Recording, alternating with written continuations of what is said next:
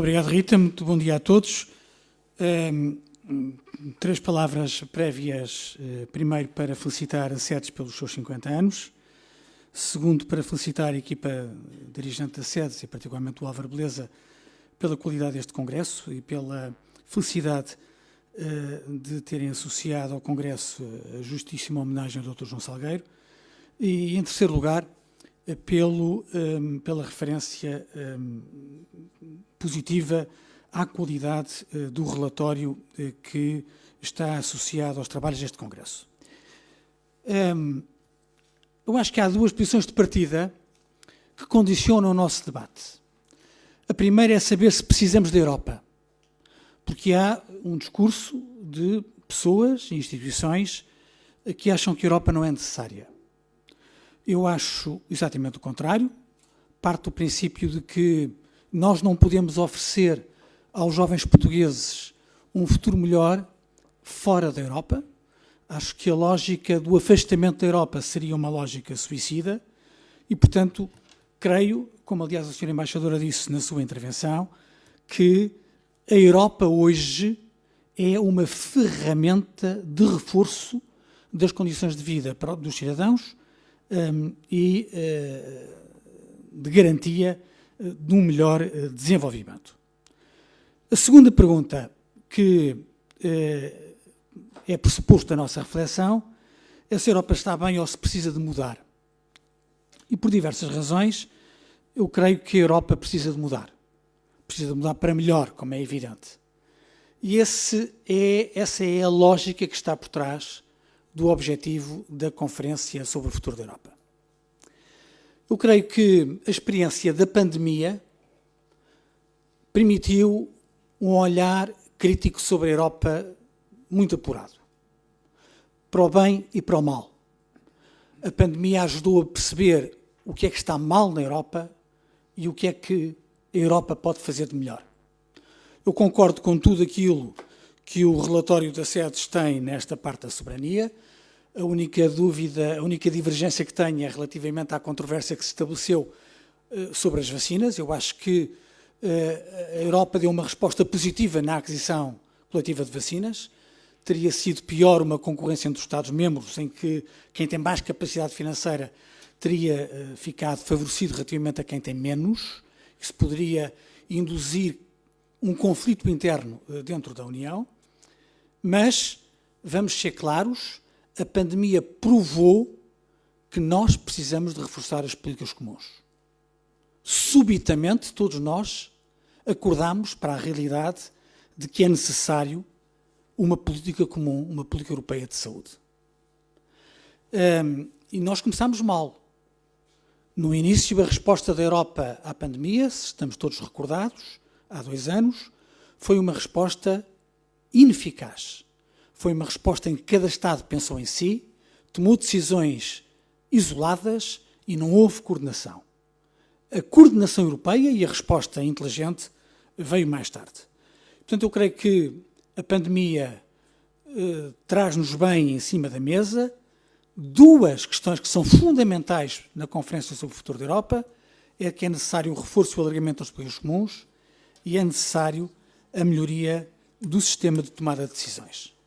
Porque nós estamos reféns ainda daquilo que é a unanimidade. O Tratado de Lisboa, e bem, reduziu significativamente o número de casos de votação por unanimidade, mas elas continuam a existir. Continuam a existir em áreas que são muito relevantes, como mais à frente farei referência. A verdade é que nós estamos hoje reféns dos vetos egoístas. Alguns recordar-se-ão de uma polémica que ocorreu há alguns anos, quando a Polónia vetou um acordo comercial com a Rússia que tinha sobretudo a ver com o consumo de energia. E porquê é que vetou? Porque havia uma discordância, um conflito com a Rússia relativamente à carne bovina. Os russos deixaram de importar carne bovina polaca, invocando razões de saúde, acho que, aliás, razões um bocadinho exageradas, e a Polónia vetou uma decisão que era necessária unanimidade, que era um acordo para importar energia da Rússia. como nós vemos, tem tudo uma coisa a ver com a outra. Não é? As vacas polacas e a segurança energética da União são aspectos perfeitamente ligados, mas este absurdo é o resultado das votações por unanimidade. Nós somos reféns dos vetos egoístas. A crise também recente das migrações veio provar isso mesmo. Nós, num espaço sem fronteiras, em que as fronteiras são comuns, não podemos estar reféns da circunstância de cada país poder decidir a sua política de imigração, ignorando aquilo que se passa no seu vizinho. Nós precisamos de reforçar as fronteiras, as políticas comuns. Bem, a Conferência sobre o Futuro da Europa partiu deste dilema. O que é que nós precisamos?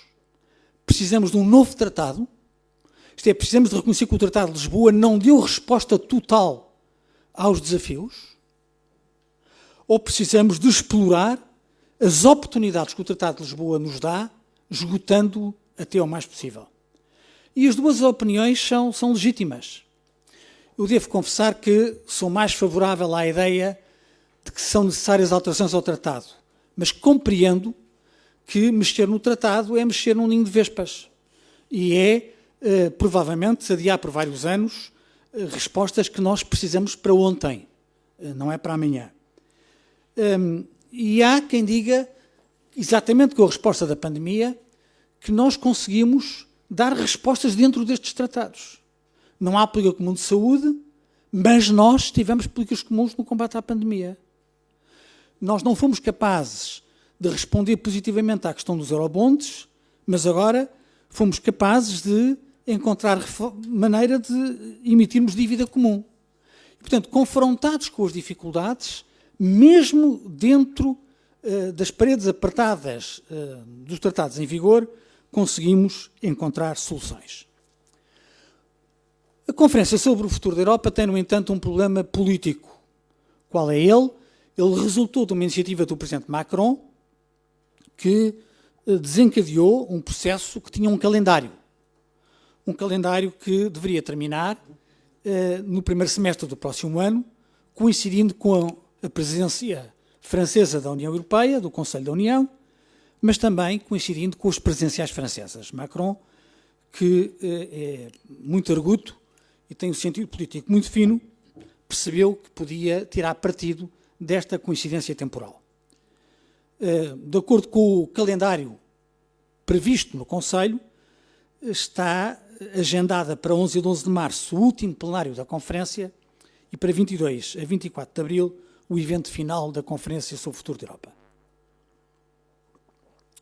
A verdade é que nós, por força da pandemia, começamos com um ano de atraso.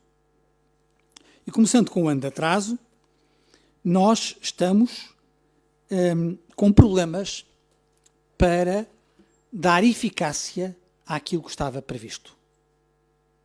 A presidência portuguesa esteve bem, como já foi dito hoje, esta manhã, a desbloquear alguns processos, desde logo a governança da conferência e a declaração inicial, mas nós estamos com muito atraso.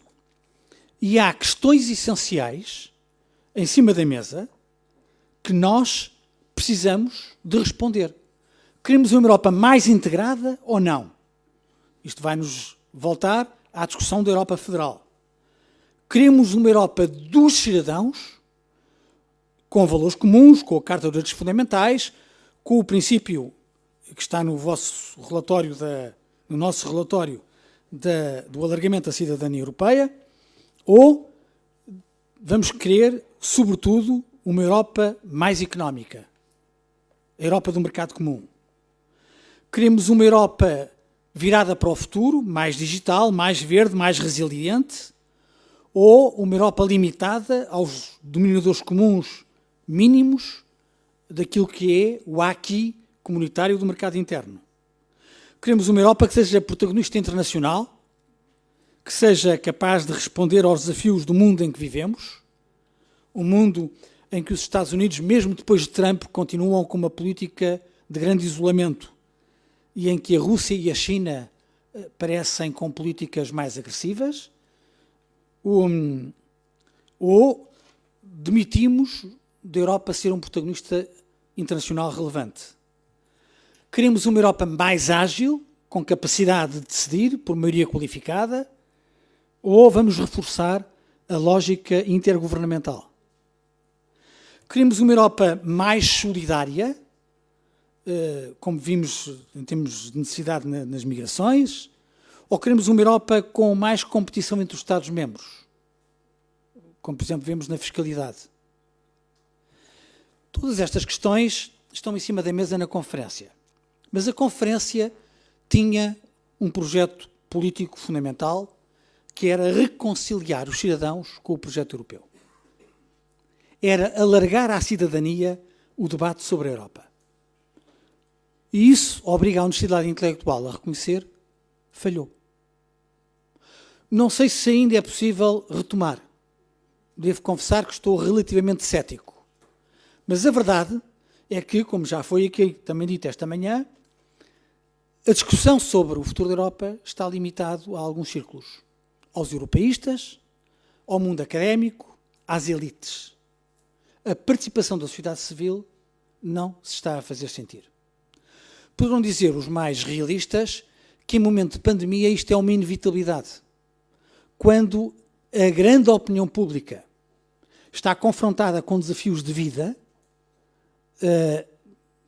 é possível que seja menos estimulante um discurso sobre o futuro da Europa ou uma reflexão sobre estas matérias. É naturalmente mais difícil despertar a opinião pública para esta atualidade. Mas a verdade é que este debate tem de ser feito.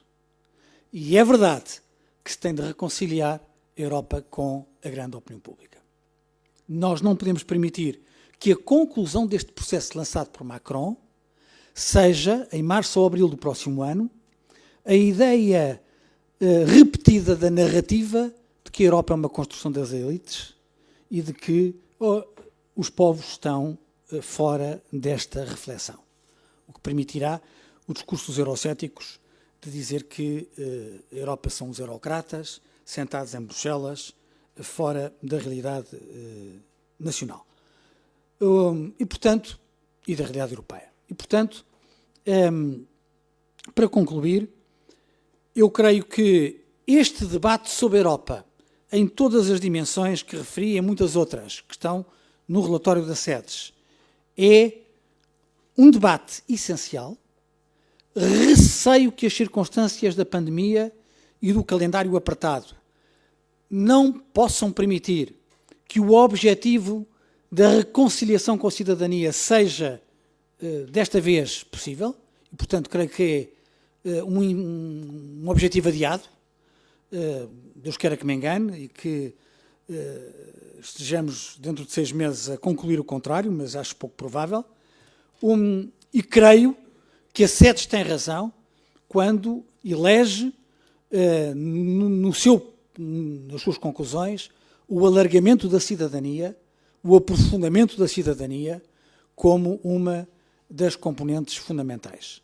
A Europa não pode ser apenas a Europa dos mercados, a Europa dos capitais, a Europa da circulação dos bens, tem que ser sobretudo a Europa dos cidadãos, a Europa das pessoas, e isso significa exatamente reforçar e aprofundar estes conceitos. Perdoarão os eurocéticos, eu sou daqueles que acho que nós precisamos de mais e de melhor Europa. Muito obrigado.